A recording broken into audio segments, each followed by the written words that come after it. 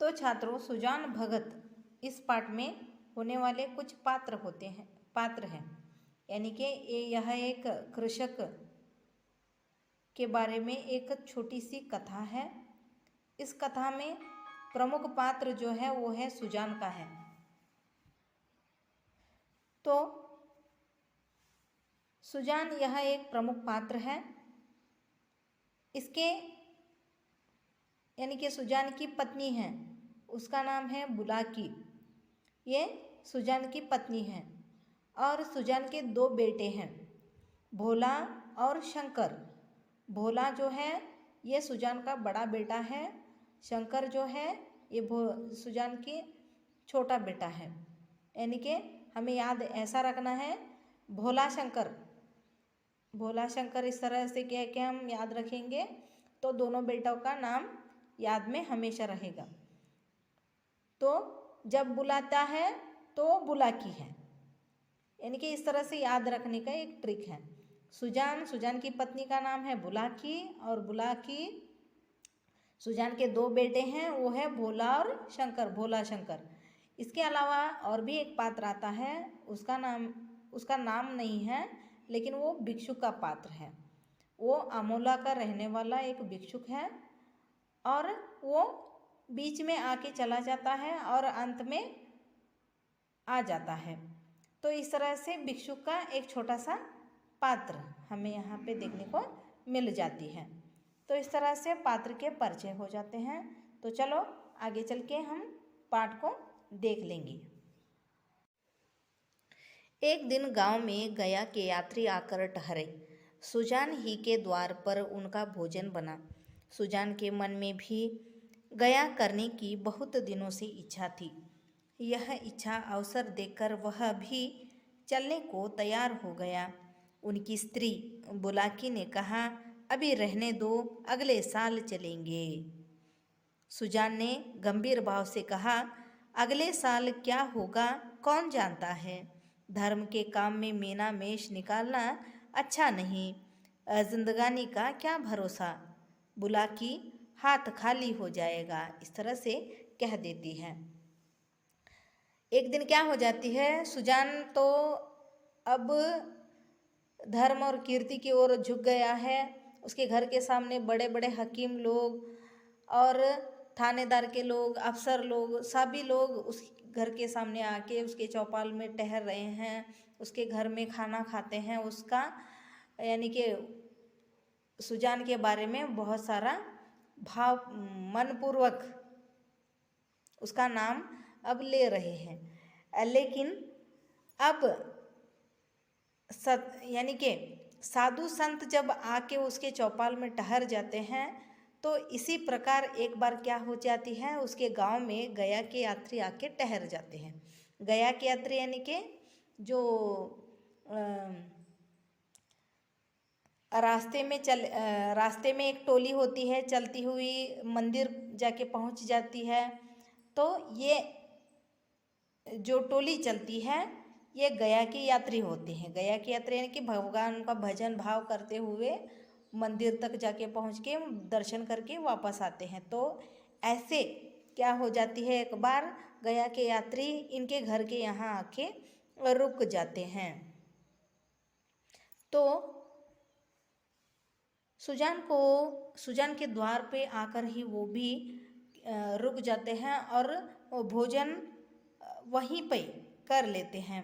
तो उनको देखने के बाद सुजान के मन में भी गया करने की बहुत इच्छा हो जाती है, यानी कि पूजा पाठ करने की, उनके साथ जाके पूजा पाठ करने की, गया करने की बहुत इच्छा हो जाती है।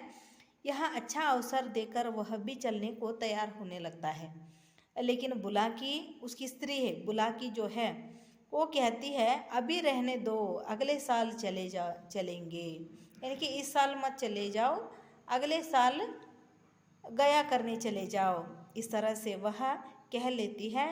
लेकिन सुजान नहीं मानता है। सुजान गंभीर भाव से कहता है कि अगले साल क्या होगा कौन जानता है, यानी कि अगले साल क्या होता है, आज जिंदगी का कुछ भरोसा नहीं है, तो अगले साल क्या होगा कौन जानता है।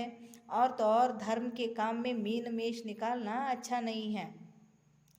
साथ ही में ज़िंदगी का भी भरोसा क्या है, क्या आज हम रहते हैं और कल नहीं भी रहते हैं, इसलिए इस तरह से मत कहो उसे, यानी कि सुजान कहता है उसे मत रोको, रोको मत कह के बुलाकी को वह बोल देता है। बुलाकी हाथ खाली हो जाएगा कह के बोल देती है, यानी कि उसका मतलब ये नहीं था कि वो गया न करे, क्योंकि वो इसलिए कह रही थी कि इस तरह से भजन भाव में पूरा, यानी कि जो भी लोग उनके घर के सामने आके ठहर जाते तो पूरा खर्च कौन देखता, सुजान ही देखता। तो अगर अब ये गया करने चले जाएंगे तो पूरे हाथ इनका खाली हो जाएगा, पैसा पूरा खाली हो जाएगा, इस तरह से वह कह देती है।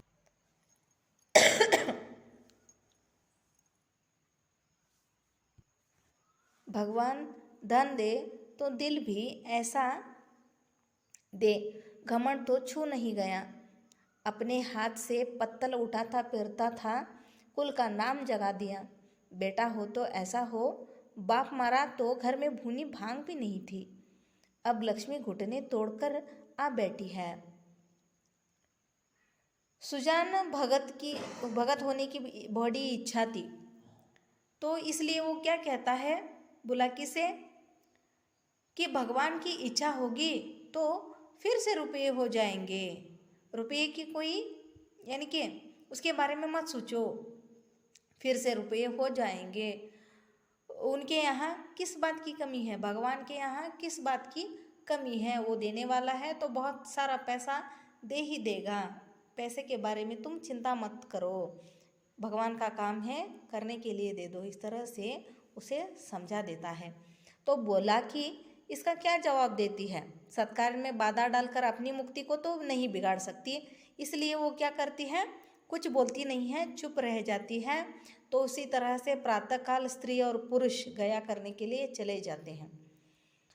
तो वहाँ से जब लौट जाते हैं तो यज्ञ होता है, ब्रह्मभोज भी होती है, यानी कि कोई अगर पूजा पाठ, यानी कि कोई अगर गया करता है तो वो क्या करता है, उसके लिए गया करके वापस जो लौटता है तो उस भगवान के यानी कि पूजा पाठ की जाती है घर में। तो उसी तरह से ये भी गया करके जब वापस चला आता है तो ये क्या करता है, यज्ञ और ब्रह्मभोज ठहर जाती है, यानी कि यज्ञ और ब्रह्मभोज घर में रख लेता है, सारी बिरादरी में निमंत्रित की जाती है, और तो और 11 गांवों में सुपारी भी बांटी जाती है, यानी कि सभी लोगों का निमंत्रण वहाँ पे दी जाती है।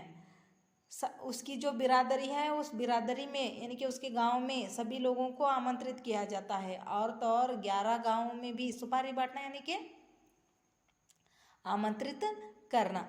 तो इस तरह से 11 गांवों में भी सभी लोगों का आमंत्रण वहाँ पे दे दी जाती है। इस तरह से धूमधाम से कार्य हो जाता है, चारों ओर सुजान भगत की वाहवाह मच जाती है। सब यही, यानी कि वहाँ जो जमे हुए लोग होते हैं वो कहते हैं, यही कहते हैं कि भगवान अगर धन देता है तो दिल भी ऐसा ही देना चाहिए, यानी कि किसी के यहाँ अगर ज़्यादा पैसा हो जाता है तो घमंड बहुत जल्दी से उनको आ जाती है, लेकिन सुजान में किसी प्रकार की घमंड देखने को नहीं मिलती है। तो लोग क्या कहते हैं, भगवान अगर धन दे तो दिल भी ऐसा ही देना चाहिए, घमंड तो उसको छू नहीं गया है। यानी कि पहले वो अपने हाथों से पत्थल उठता फिरता था, अब उसका कुल का नाम उसने रोशन किया है, इतना बड़ा काम करके उसने क्या की है, कुल का नाम उसने रोशन की है। इससे पहले यानी कि उसके पिता, सुजान के पिता जब थे तो घर में खाने के लिए कुछ नहीं था, तो बाप मरा तो भुनी भांग भी नहीं थी, कुछ भी नहीं था, फूटी खौड़ी भी नहीं थी, लेकिन अब उसी के घर में, सुजान के घर में लक्ष्मी घुटने तोड़ कर बैठी है, घुटने तोड़ के वहाँ पे बैठ चुकी है। तो इस तरह से उसने कुल का नाम रोशन किया, और बेटा हो तो ऐसा हो कह के लोग उसका वाह वाह करने लगते हैं। उतने में ही क्या हो जाती है, एक द्वेषी ने कहा, कहीं गड़ा हुआ धन पा गया है। इस पर एक द्वेषी ने कहा, कहीं गड़ा हुआ धन पा गया है। इस पर चारों ओर से उस पर बौछारें पड़ने लगी। हाँ, तुम्हारे बाप दादा जो खजाना छोड़ गए थे, यही इस उसके हाथ लग गया है। अरे भैया, यह धर्म की कमाई है। तुम भी तो छाती फाड़ कर काम करते हो। क्यों ऐसी ऊक नहीं लगती? क्यों ऐसी फसल नहीं होती? भगवान आदमी का दिल देखता है, जो खर्च करता है उसी को दे देता है। सारे लोग सुजान के बारे में वाह वाह जब करने लगते हैं, तो एक व्यक्ति जो द्वेषी होता है, द्वेषी यानी कि जलने वाला व्यक्ति, यानी कि सभी लोग उसका वाह वाह कर रहे हैं, तो उन लोगों में कोई ना कोई ऐसे लोग होते ही रहते हैं। तो ऐसा एक द्वेषी व्यक्ति क्या करता है, वो झट से लोगों में बात करता है कि कहीं गड़ा हुआ धन पाया है, इसलिए इतना सारा बिरादरी को निमंत्रित किया। 12 गांवों में इसने सुपारी बांटी है, 11 गांवों में इसने सुपारी बांटी है। क्या कि वो क्या करता है, गड़ा हुआ धन पा गया होगा, इसलिए इतना खर्च कर रहा है। क्या कि वो जब वो द्वेषी कहता है, तो सारे के सारे लोग वहाँ पे जो जमे हुए होते हैं, वो सारे लोग चारों ओर से उस पर बौछारें पड़ने लगते हैं, यानी कि गालियाँ, उसको डांटने लगते हैं। कहते हैं कि हाँ, तुम्हारे बाप दादाजी ने खजाना छोड़ के गए थे, जो तुम्हारे बाप दादाजी ने खजाना छोड़ के गए थे वो सुजान के हाथ लग गई है, इसलिए इतना सारा संपत्ति उसके हाथ में लग गई है, इसलिए इतना सारा खर्च कर रहा है। क्योंकि लोग कहते हैं, और कहते हैं, अरे भैया, उसे समझा के कहते हैं, अरे भैया, यह तो धर्म की कमाई है, यानी कि तुम भी छाती फाड़ पड़ कर काम करते हो, लेकिन ऐसा ऊक क्यों नहीं लगती? इतना ऊक तुम्हारे खेत में क्यों नहीं लगता है? क्योंकि ऐसी फसल क्यों नहीं आती है? भगवान केवल आदमी का दिल देखता है, जो खर्च करता है उसी को देता है। यानी कि भगवान जो है वो केवल मनुष्य को देखता है, उसकी मनुष्य को देखता है और उसकी भावना को देखता है। जो व्यक्ति खर्च करता है उसी को भगवान सब कुछ दे देता है। तो इस तरह से वह लोग, वहाँ जमे हुए लोग उस द्वेषी से कह देते हैं।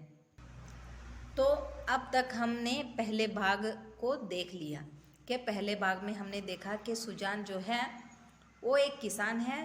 किसान होने के नाते जैसे जैसे खेत में उसका गन्ना यानी कि खेत में ऊख लगती है, तो गुड़ का भाव भी तेज़ होता है बाज़ार में, तो उसे 2-2.5 हज़ार मिलते ही वो धर्म और कीर्ति की ओर झुक पड़ता है। और सारे जो गांव में लोग आके ठहरते हैं, वो केवल सुजान के यहाँ चौपाल में ही आके ठहर जाते हैं। तो साधु संत जब आ जाते हैं तो उसके लिए भी सत्संग हो जाती है, मजीरे मंगाए जाते हैं, तो इस तरह से पूरा खर्च वही करता है। लेकिन सुजान एक किसान होने के नाते वो कभी भी दूध नहीं पीता है, केवल साग और रोटी के बल पर वो जीता है। और हमने यह देखा कि उसकी जो धर्म और कीर्ति की ओर जब उसकी चित्त झुक जाती है, तो एक बार क्या हो जाती है, गांव में आए हुए गया करने वाले जो लोग आते हैं, तो उसके साथ ये भी गया करना पसंद करता है, लेकिन बुलाकी उसे इनकार करती है। बुलाकी यानी कि इसकी स्त्री बुलाकी जब इनकार करती है तो उसे समझा दिया जाता है, पैसे जो है फिर से आ जाएंगे, लेकिन धर्म का काम में मीना मीशा निकालना अच्छा नहीं है। तो बुलाकी भी इस तरह से अपनी मुक्ति को क्यों बिगाड़े, क्योंकि वो भी क्या करती है, चुप हो जाती है और गया करके वापस आके सारी बिरादरी में वो सुपारी बांटता है और अपने बिरादरी के सभी लोगों को आमंत्रित करता है। तो इस तरह से पूरा इस तरह से पूरी तरह से वो धूमधाम से गया का कार्य संपन्न कर देता है। और उसी में एक द्वेषी भी कहता है कि कई गड़ा हुआ धन पाया है, इसलिए उसने इतना सारा खर्च किया है। तो लोग कहते हैं उस द्वेषी को कहते हैं कि हाँ, तुम्हारे बाप दादाजी जो गड़ा यहाँ पे खजाना छोड़ के गए थे, वो खजाना इसके हाथ को लग गई है। अरे तुम भी तो इस तरह से छाती फाड़ के काम करते हो, लेकिन तुम्हारे खेत में इतना ऊख क्यों नहीं लगती है? क्योंकि भगवान आदमी का दिल देखता है, जो खर्च करता है उसी को सब कुछ दे देता है। इस तरह से कह के वो लोग बता देते हैं। यानी कि अब जो है, पहले भाग में सुजान एक किसान था, किसान के बाद वो अब सुजान भगत बन गया है। यानी कि अब सुजान जो है वो सुजान भगत बन चुका है। तो दूसरा भाग हम देखेंगे। सुजान महतो सुजान भगत हो गए। भगतों के आचार विचार कुछ और होते हैं। वह बिना स्नान किए कुछ नहीं खाता। गंगा जी अगर घर से दूर हो और वह रोज स्नान करके दोपहर तक घर न लौट सकता हो, तो पर्वों के दिन तो उसे अवश्य नहाना चाहिए। यानी कि अब तो वो सुजान भगत बन चुका है। भगत यानी कि भक्ति करने वाला, धर्म के नाम पर भगवान का भजन करने वाला व्यक्ति बन चुका है। तो भक्तों के आचार विचार कुछ और ही हो जाते हैं। यानी कि आमतौर पर हम देखते हैं कि जो भगत होते हैं तो हमेशा भगवान का भजन भाव में अलीन रहते हैं, हमेशा भगवान के बारे में ही सोचते रहते हैं। तो इसी तरह से अब सुजान भी भगत बन चुका है। उसका आचार विचार कुछ अलग सी ही हो जाती है। वह बिना स्नान किए कुछ खाता भी नहीं है। अगर गंगा यानी कि पानी अगर घर से दूर हो तो भी वो रोज़ स्नान करके दोपहर तक वापस घर लौट सकता है। अभी कभी कभार उसने दोपहर तक वापस न लौट सका तो भी उसे क्या करनी होती है? पर्वों के दिन तो उसे अवश्य नहाना चाहिए। पर्वों के दिन यानी कि जिस तरह से पर्व के दिन यानी कि जो उपवास ठहरते हैं, तो उपवास रखते हैं, तो उस दिन पूरी तरह से भगवान की भक्ति की जाती है। तो उस तरह से पर्वों के दिन तो उसे अवश्य नहाना चाहिए। भजन भाव उसके घर अवश्य होना चाहिए। पूजा अर्चना उसके लिए अनिवार्य है। यानी कि अब वह सुजान भगत बन चुका है। भगत होने के नाते भजन भाव उसको घर में अवश्य करनी चाहिए। पूजा पाठ उसे अवश्य करनी चाहिए। पूजा अर्चना उसके लिए अब अनिवार्य सा बन गया है। आज नहीं करना है ऐसा नहीं, अनिवार्य है, करना ही पड़ता है। तो इस तरह से पूजा पाठ उसे अनिवार्य रूप से करना पड़ता है। खान पान में भी उसे बहुत विचार रखना पड़ता है। सबसे बड़ी बात यह है कि झूठ का त्याग करना पड़ता है। वो अब सुजान भगत बन चुका है। तो उसे भजन भाव उसके लिए अब अवश्य होनी चाहिए। पूजा अर्चना भी उसके लिए अवश्य होनी चाहिए। अब वो खान पान के बारे में भी कुछ विचार करनी चाहिए। यानी कि पर्वों के दिन वो खाना नहीं खा सकता, उपवास ठहरता है। तो इस तरह से अपने खान पान के बारे में भी उसे अब सोचना चाहिए। और तो और सबसे बड़ी बात यह है कि झूठ का उसे त्याग करना पड़ता है। झूठ को उसे त्याग करना है, झूठ नहीं बोलना है, हमेशा सच बोलना है। भगत झूठ नहीं बोल सकता। साधारण मनुष्य को अगर झूठ का दंड एक मिले तो भगत को 1,00,000 से कम नहीं मिल सकता। यानी कि अगर कोई व्यक्ति भगत है, भक्त बन चुका है, तो उसे झूठ का त्याग करना पड़ता है। भगत झूठ कभी नहीं बोल सकता। साधारण मनुष्य अगर झूठ बोलता है तो उसे दंड 1 मिलता है। यानी कि एक झूठ बोला तो उसको एक दंड मिला। तो अगर एक भगत अगर वो झूठ बोलता है, तो एक झूठ बोलता है तो उसे 1 लाख से भी कम दंड नहीं मिलते हैं। यानी कि ज़्यादा दंड किसे मिलते हैं? भक्त को मिलते हैं, भगत को मिलते हैं। इसलिए अज्ञान की अवस्था में कितनी ही अपराध क्षमा हो जाते हैं।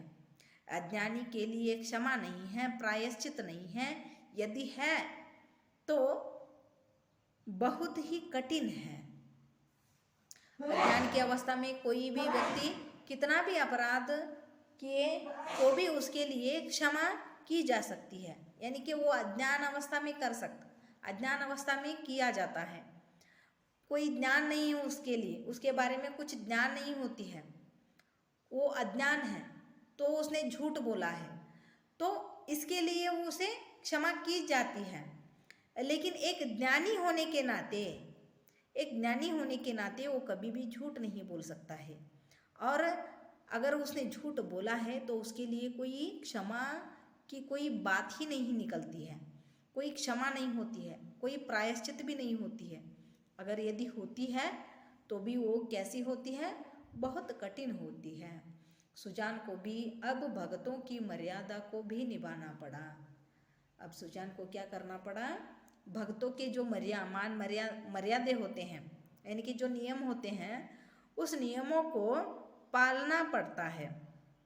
किसान होने के नाते वो ऐसे वैसे रह लेता तो भी चलता, लेकिन अब वो भगत बन चुका है तो भगतों की मर्यादा को निभाना उसे पड़ रहा है।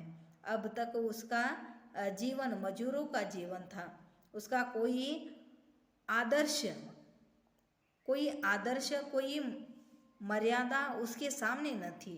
अब उसके जीवन में विचार का उदय हुआ, जहाँ का मार्ग कांटों से भरा हुआ है। अब तक तो वो किसान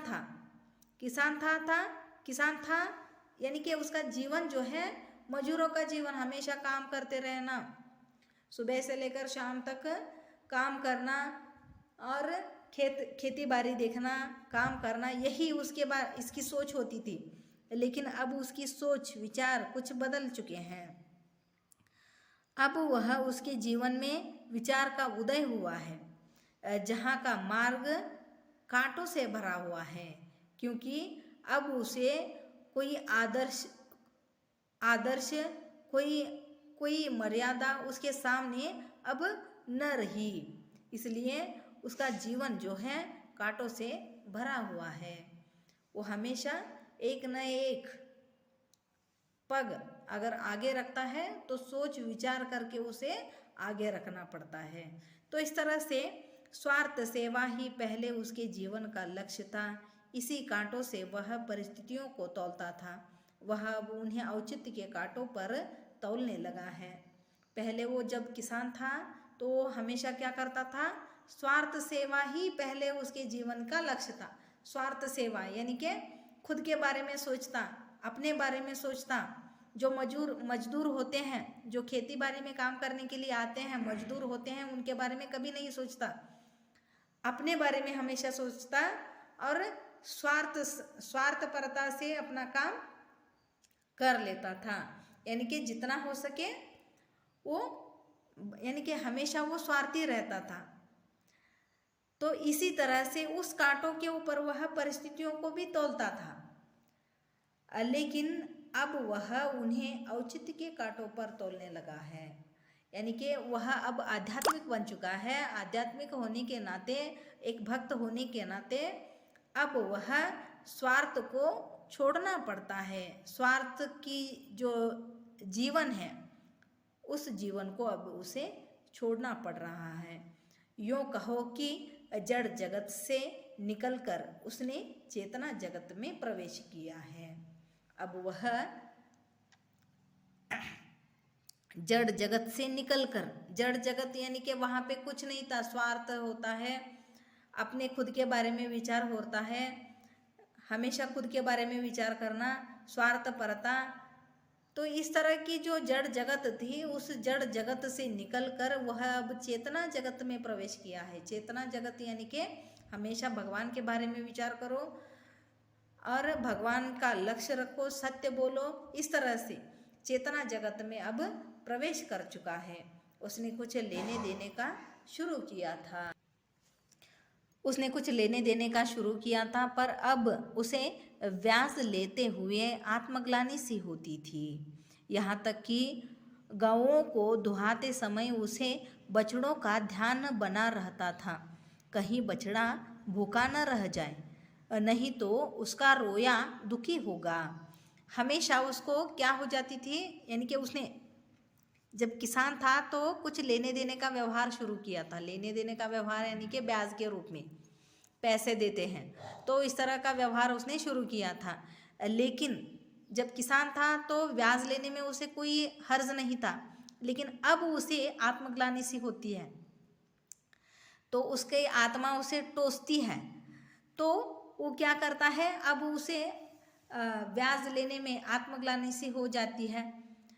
तो इतना ही नहीं, कभी कभार वो गायों को दुहाता है, दूध निकालता है, तो उस समय वो ये ध्यान रखता है कि उसका जो बछड़ा होता है उसका ध्यान रखता है, कहीं बछड़ा भूखा ना रह जाए और उसका दिल ना दुख जाए। यानी कि वो अगर बछड़ा भूखा रह गया तो उसका रोया भी क्या हो जाती है, दुखी हो जाती है। इस तरह से वो अब वह सोचने लगा है। वह गांव का मुखिया था, कितने ही मुकादमों में उसने झूठी शहादतों बनवाई थी, कितने से डांड लेकर मामला का रफा दफा कर दिया था। अब इन व्यापारों से उसे घृणा होती थी। इससे पहले किसान जब वो किसान था तो वो क्या करता था, गांव का मुखिया था। जब गांव का मुखिया था तो कोई मुकदमे आ जाते हैं, कोई समस्या आके खड़ी हो जाती है, तो कभी कभार वो क्या करता था, झूठी शहादतों को बनवा के उसका रफा दफा कर देता था। या तो कभी वो क्या करता था, उस यानी कि झूठ बोलने से भी अगर वो उसका हल नहीं हुआ, तो उस मामले का हल नहीं हुआ तो डांड लेकर मामले का रफा दफा कर देता था। मार के डांड लेकर यानी कि मार के उसका रफा दफा कर देता था। तो इस तरह से ऐसा जो व्यवहार करता है सुजान, तो ऐसे व्यवहारों से, ऐसे व्यापारों से अब उसे क्या हो रही है, घृणा हो रही है। घृणा यानी कि तिरस्कार हो रही है। झूठ और प्रपंच से कोसों दूर भागता था। पहले उसकी यह चेष्टा होती थी कि मजूरों से जितना काम लिया जा सके लो और मजूरी जितनी कम दी जा सके दो, पर अब उसे मजूर के काम की कम और मजूरी की अधिक चिंता रहती है। इससे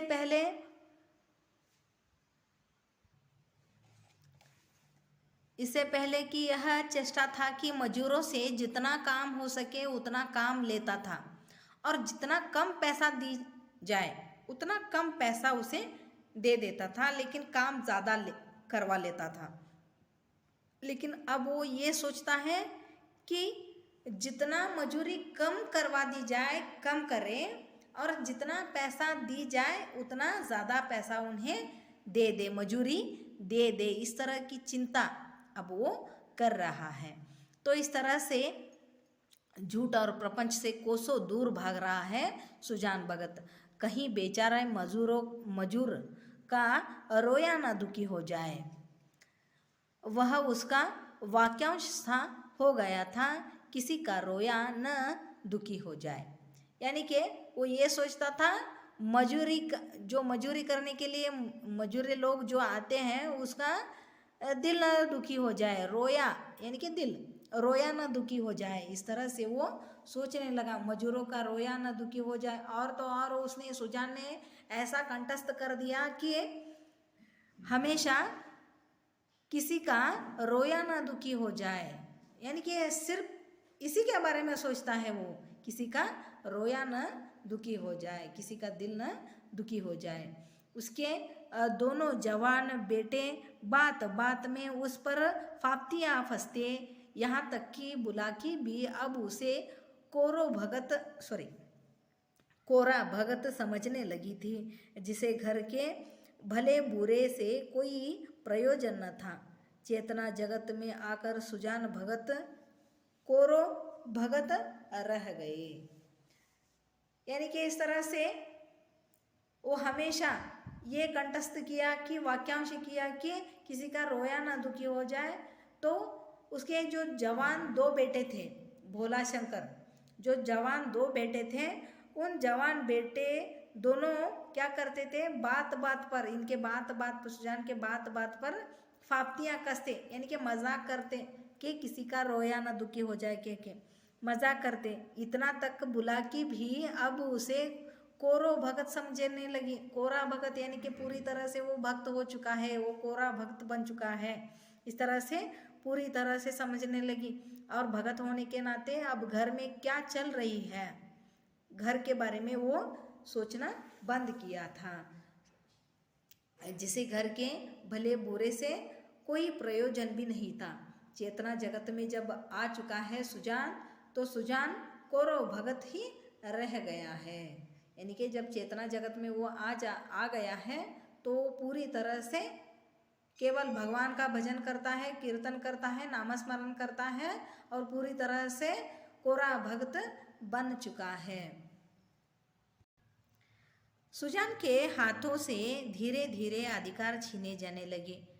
किस खेत में क्या बोना है, किसको क्या देना है, किसको क्या लेना है, किस भाव क्या चीज़ बिकी, ऐसी ऐसी महत्वपूर्ण बातों में भी भगत जी की सलाह न ली जाती थी। अब सुजान भगत तो वो पूरी तरह से कोरा भक्त बन चुका है। सुजान के हाथ से अब धीरे धीरे अधिकार छीने जाने लग रहे हैं। इसके ऊपर आपको प्रश्न आता है, यानी कि सीधे धीरे धीरे से उसका जो अधिकार था, यानी कि वो गांव का मुखिया था, कोई भी मामले का रफा दफा करता था, बहुत सारे यानी कि घर का मुखिया था, पूरे लेने देने का व्यवहार करता था। लेकिन अब ऐसा नहीं है। जब भक्त बन चुका है तो उसके हाथ से धीरे धीरे से अपने ही घर में अधिकार छीने जाने लगे हैं। किस खेत में क्या बोना है वो इसको मालूम नहीं है, सुजान को मालूम नहीं है। किसको क्या देना है, क्या लेना है और किस भाव में क्या चीज़ बिक रही है, उसके बारे में भी इसको कुछ नहीं मालूम। ऐसी ऐसी महत्वपूर्ण बातों में भी भगत जी की सलाह न ली जाती थी। और इतना ही नहीं, ऐसे महत्वपूर्ण बातों के बारे में एक सलाह तक नहीं ली जाती थी। घर में कोई भोला हो, शंकर हो, बुलाकी हो, कोई भी उसे कुछ भी नहीं पूछते थे। बिना पूछे ही मामले का तय कर दिया जाता था। तो इस तरह से कुछ भी नहीं पूछते थे। भगत के पास कोई जाने ही न पाता। दोनों लड़के या स्वयं बुलाकी दूर ही से मामला तय कर लिया करती। गांव भर में सुजान का मान सम्मान बढ़ता था, अपने घर में वह घटता था। लड़के उसका सत्कार अब बहुत करते, हाथ से चारपाई उठाते देख लपक कर खुद उठा लाते, चिलम न भरने देते, यहाँ तक कि उनकी धोती छाटने के लिए भी आग्रह करते थे। मगर अधिकार उसके हाथ में न था। वह अब घर का स्वामी नहीं, मंदिर का देवता था। केवल भोला शंकर इतना ही नहीं कि लेने देने के बारे में कुछ नहीं पूछते, खुद बुलाकी भी क्या करती थी, दूर से ही रहकर ही मामले का तय किया करती थी। कोई मामला हो तो लड़कों को लेकर वो क्या करती थी, दूर से ही उस मामले को तय कर देती थी। तो गांव भर में सुजान का मान सम्मान तो बढ़ रहा है। सुजान अब भक्त बन चुका है, भक्त होने के नाते उसका मान सम्मान बढ़ रहा है। लेकिन अपने ही घर में वो क्या हो रही है, घट रही है, कम हो रही है। मान सम्मान गांव में बढ़ रहा है लेकिन अपने ही घर में वो कम होता जा रहा है। लड़के उसका सत्कार अब इतना करते हैं कि अगर कभी कभार वो हाथ से चारपाई उठाते देखा तो लड़के लोग क्या करते हैं, खुद आके चारपाई डाल के बिछा के चले जाते हैं और उसे चिलम तक भरने के लिए नहीं देते हैं और उसकी धोती तक छाटने के लिए भी आग्रह करते हैं। धोती छाटने के लिए भी वो आग्रह करते हैं। यानी कि इतना सब कुछ करते हैं बेटे काम, बेटे लोग उसका यानी कि आदर, सुजान को घर में कोई काम करने नहीं देते हैं। काम करने नहीं देते हैं इसका मतलब ये नहीं कि पूरा अधिकार उसके हाथ में है। क्यों काम नहीं करने देते? अब वो घर का स्वामी नहीं बल्कि मंदिर का पुजारी बन गया है, मंदिर का देवता बन चुका है। जिस तरह से भगवान को पूजा करते हैं तो उसी तरह से भगवान के रूप में उसके घर वाले उसे सुजान को देख रहे हैं। तो इस तरह से सुजान भक्त होने के नाते भक्त का जो नियम होते हैं वो सारे नियम उसे पालन करने पड़ते हैं। अब वह पालन करते करते हुए क्या हो रहा, सुजान ने क्या किया है कि किसी का रोया न दुखी हो जाए इसके बारे में हमेशा सोचता रहता है। और जो काम उसने शुरू किया था अब उसी काम को वो दुगना करता है। और साथ ही में वो सभी मजदूरों को जितना ज़्यादा हो सके उतना ज़्यादा पैसा देना चाहता है। लेकिन ये सारी बातें घर में उसका अधिकार कम होने में आ रहे हैं, यानी कि सुजान के घर में अब धीरे धीरे से अधिकार छीने जाने लगे हैं। बुलाकी, भोला, शंकर सभी क्या करते हैं, उसको कोई कुछ नहीं पूछता है, बिना पूछे ही सभी काम कर रहे हैं। और वो ये समझते हैं वो अब घर का स्वामी नहीं बल्कि मंदिर का देवता बन चुका है। तो इस तरह से हमने दूसरे भाग में देख लिया। आगे की तीसरी भाग जो है वो हम अगले वीडियो में देख लेंगे। नमस्कार छात्रों।